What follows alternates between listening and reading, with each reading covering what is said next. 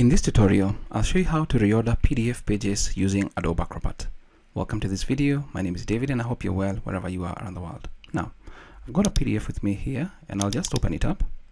And once I open it up, it has this one slide and then the second one and that one. And let's assume I want the welcome slide to be slide number 2. Now, let me open up Adobe Acrobat right here and I'll just drag and drop my PDF right inside there. Once I do that, it's going to open up inside and you can do whatever you want. Now, if all the tools menu right here are not showing up, just click on all tools here. And as I've mentioned, of importance to us is to reorder the pages. I'll just come down to organize pages.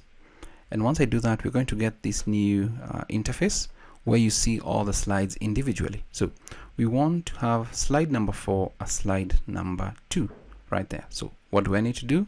Just click on it and then left click and hold and drag it right there. Let go. And now we have slide 1, slide 2 as now the different slides or how we want them to be. Let's assume we also wanted to reorganize maybe this slide to go to maybe this particular slide. I can just drag and drop it right there and the slides automatically rearrange themselves right there.